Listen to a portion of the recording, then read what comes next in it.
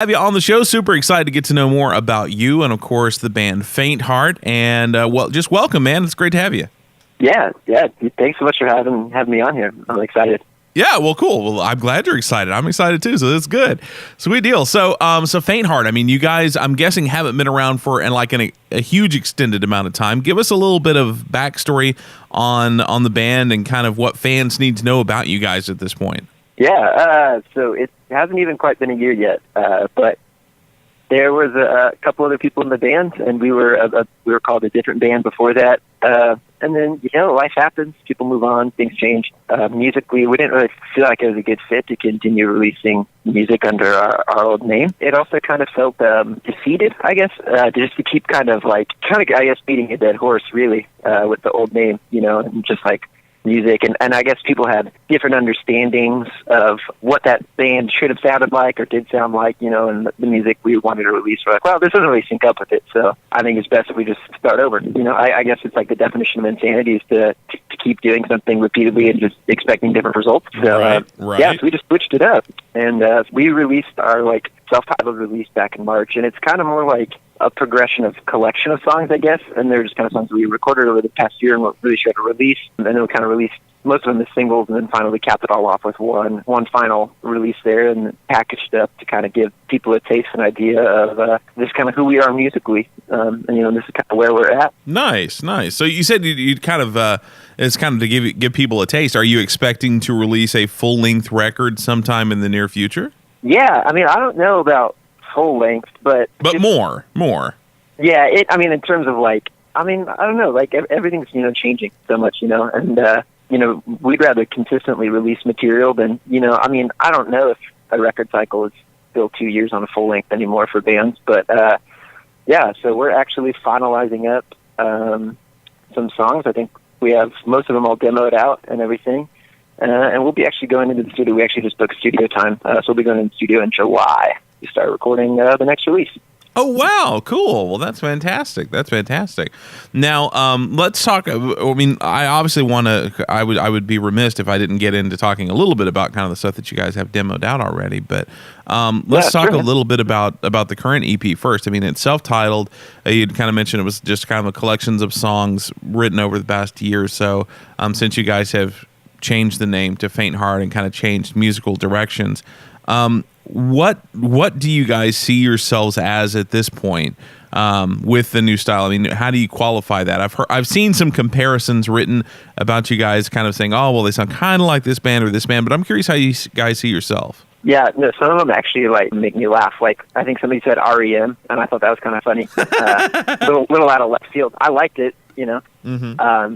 And I think that's the cool part about music, whatever or any art, whatever it reminds somebody of, hopefully it's all in a good taste. But I know some big influences for us are definitely Death Cab for Cutie, Copeland, as well as bands a little bit closer to home, Paper Route, or Mike Names and the Branches or a band in Kansas. Those are all kind of pals of ours that we just really look up to, and we think they're just creating really good art.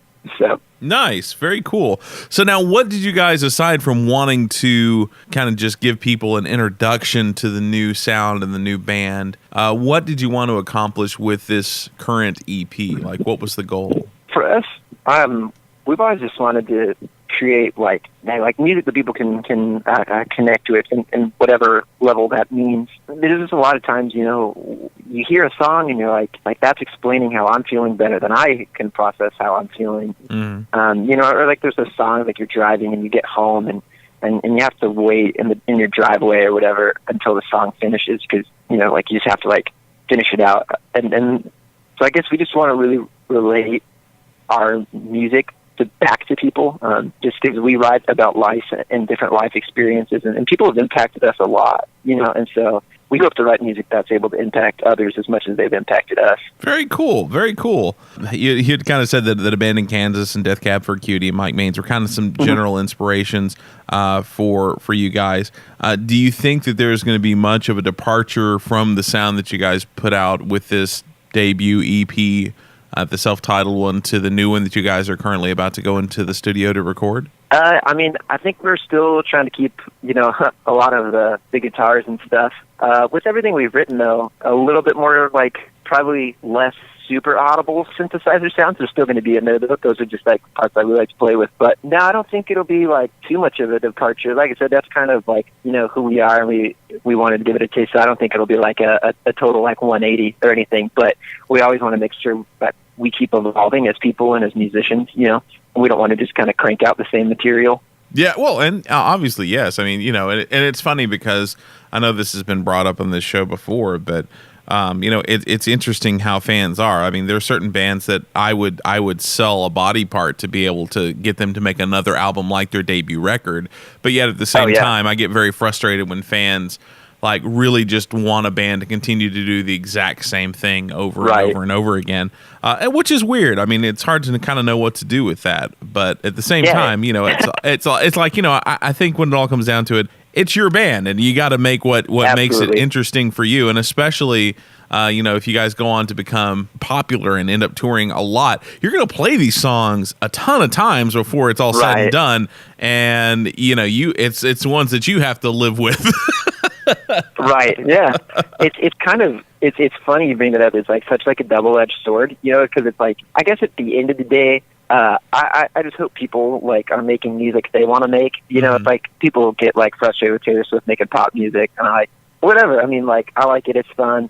As long as that's the music that she wants to make, you know, then so be it. Whatever. Like, Carly Rae Jepsen's Emotion album is great. Yeah. But at the same time, like, I don't know. I guess maybe like most people, like, I love As Cities Burn, you know, their first record, Son of Love Hit Your Darkest, but their next albums were so different, and I love those albums too. You know, like, they're like, hey, we can't do this screamy stuff because people like left the band, you know? Right. Like, but we're going to write what we want to write, and like, honestly, their next album, Come Now Sleep, I love like pretty much just as much as that first one. Yeah, that's or even like with Under Oath, you know, I think that's another kind of classic one where they're like, yeah, we're kind of gonna be in the same vein, but we're gonna keep messing around with it, you know. Yeah, and of course it gets even more muddy if you go back to lead singer changes and all that stuff too. Oh my gosh, yeah, it's play your old stuff, you know, and it's like none of these dudes are even in the band at that time. Like one person was.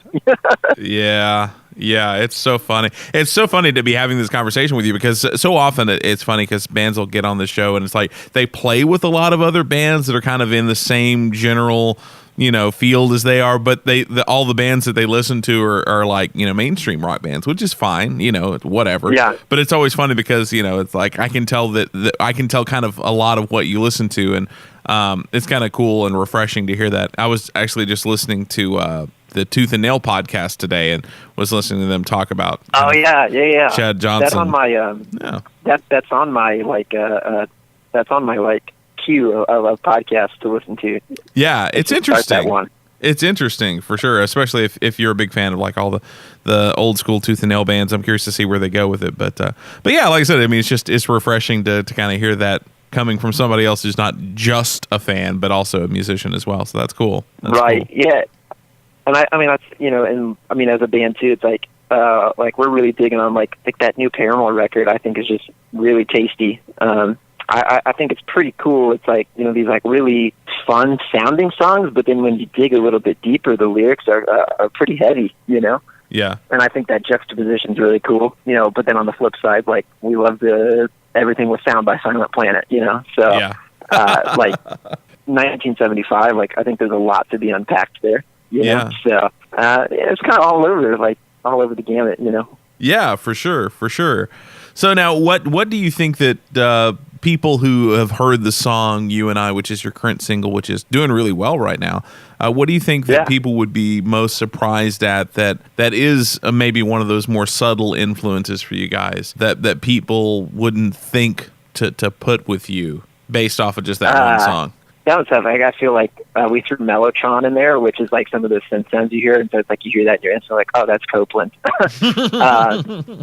You know, so that's like Aaron Marsh to a T. I don't know. It kind of came around like actually like a kind of, we wrote that song over like a year and a half ago. Oh, wow. And recorded it, and we like sat on it for a minute because we were like, oh man, what do we do with this song? And it kind of came about in a weird place. It was like, like we had just played in Des Moines, like as our old band, and like our van like is just so crappy. And I just remember we were driving back from the song was like originally just called Des Moines for a while because we were driving back and it was like super snowy, and there's like this draft that comes up from the pedals of our van. Oh, and so I was like driving the van with like a blanket on and my coat, and like everybody else in the van is like roasting because I have the heat cranked, but I'm like freezing. So it's just like this interesting picture, and like we sit down to like record it, and then it was kind of this like realization moment. We're like, I don't think the song's like ready to be released yet, you know. And so we kind of tabled it, and then not that it's like old, you know, I guess, but it just kind of came about like in a weird time of just a lot of uncertainty, and I think that's kind of reflected in the lyrics, which, you know, I guess would be pretty obvious. I don't know. It's hard as somebody who like writes the songs. It's hard for me, and I never really want to tell anybody what to feel with any type of art, you know. Yeah. I don't know. I guess like just that uncertainty is just like a central thing to it, but it's like a healthy nihilism, I guess, where it's like, I guess if you want to think about it that way, you know, like yeah, you know, like everything might be meaningless, you know, or whatever, but if that's your starting point, then you can really focus on things that matter, you know, which is oxymoronic, I realize, but. No. I feel you, man. I feel you. You had mentioned that you don't want to tell people kind of what to feel with a song because everybody obviously is going to come to a song from a different place and is going to base their interpretation of it on their own point of view and their own experiences. But was there a hope of any sort of what you would really wanted people to get out of that song? I think so. I think that might be best, like, representative, you know, somebody was like, you know, is this about like a girl or somebody, or is this about like God or some spiritual being? And I was like, it's up to you. Like, however, like whatever it works for you, you know. And so the intentional ambiguity is fine with me, you know. Yeah, cool. I like that. When we had kind of communicated a little bit on Facebook, I had mentioned that we were going to probably play one other song from you guys as part of the show. Is there one that you have in mind? Yeah, Two Hearted is kind of like the follow-up one to that. Oh, okay. Okay, cool. Well, let's talk about that one then. Sure. Yeah, that was like really the first song that we wrote as Faintheart. And I think to me that's kind of like what I would say like kind of culminates our sound is there's like a lot of synth elements going on in it, but then there's like riffy guitars going the entire time, you know. Yeah, especially like throughout the chorus, like what the guitar is doing, and then there's like a buried synth pad going the whole time, and it starts with like, you know, a synth pad, and then like the guitar is doing the melody, and then like that all switches out, you know, and then so I guess musically, I'd say that's like a really good representation of our band. And it was like, you know, like with the outro, it kind of does the same thing again, where it's like the guitars are carrying the melody, but then the synths are kind of there as like support. If you really want to get like into songwriting territory there. No, that's fine. We can take that in whatever area you want to go, man. That's totally up to you. So I think that's, you know, would be a really good representation of our sound and what you can probably expect to hear with new stuff is like, you know, just riffing guitars, I guess. Man, I sound like such like an old like bar band dude, like he's like 45, you know, and it's like, oh, you know, play that riff, you know, saying that. And I'm sure like, you know, any musician or something, or anybody who's remotely ever been around like somebody like that knows exactly what I'm talking about. But then, you know, lyrically, kind of coming from the idea of like, you know, you hear, I think it's, oh man, I'm going to attribute it to C.S. Lewis. I could be totally wrong, but it's like, what is it? It's like, to love at all is to be vulnerable, or man, I'm so butchering that quote. You know, or basically like whatever the idea is, like to love and lost to mean like you at least loved at all, you know? Yeah. Man, I cannot for the life of me think what that quote is. That's amazing. But so it's kind of like that idea where I was talking with like a friend, you know, and it's like, there's like a lot of hurt, you know, in people's lives, and kind of like what I was going through personally. And I was like, man, I just need two hearts or something, you know, like I can give one to somebody and they can have it, but it's like, they don't really have it. And that way I don't get hurt, you know? Yeah. In that, like, that's like super selfish, you know? And you can kind of hear that. So like that's in the chorus, and then the verses kind of reflect on like how that's like that's not love, and that's, you know, like you need to, like, that's not a good mindset to have, you know, like you need to be vulnerable with people within, you know, like relative safety or whatever. But I think just meeting people where they're at, and then, you know, having that safe space to be vulnerable, I think that's like where like real human connection to what being human is, like with another person. Yeah, it is funny. I mean, it's weird how there is that oddness when it comes to being vulnerable, in that it's like you can stay safe and you're not necessarily gonna get hurt, or at least you can decrease the chances. But in the end, you never get a chance to end up with a deep, meaningful relationship with anybody, and you kind of isolate yourself and force yourself to be lonely for the sake of exactly avoiding pain, which is a weird balance to have, because I mean it is a balance, but at the same time, you know, it's difficult, and I think we've all had those moments where you're like, man, that was the wrong decision one way or another, but you know, it's a life, I guess. It's kind of like there's a like a psychologist and his ideas like the I if and the I thou like relationship, and it's like, you know, like basically it's like I if you just kind of like use people as like ends to your means or whatever, or means to your ends, excuse me. Yeah. And the I thou relationships is like when you really let these people in, you know, in safety, and that's when you're really able to be your most vulnerable, you know, self, where you don't have to hide. And I think if being human is trying to find a connection, then, you know, an honest connection, then I think that's something worth living for, and I think that's something worth fighting for. Nice. Very cool, man. Very cool. That's awesome.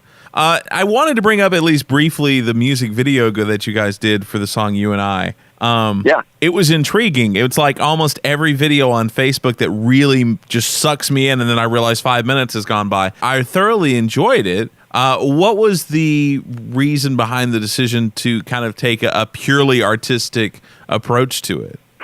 Well, thank you. So I've with the exception of, we have a song called Close Your Eyes, I've done all the video work. So nice. So I think, you know, like we talked about like doing a video, and we kind of came up with some concepts, and I was like, dude, I was like, what if it's just kind of a blank canvas and then just a bunch of paint splattering, you know, like, and I think, I mean, like, without sounding hokey or like too meta, I think I do all of our like design as well, and so it's like trying to keep everything consistent. And you know, so it's like our logo is like a lotus flower, which gets used a lot in yoga, which was hilarious. Somebody asked us if we were into yoga. I was like, I've done it like maybe half a time, but for us, it holds a lot of meaning, because it's like a really beautiful flower that grows in like just the crappiest. Like it literally grows in a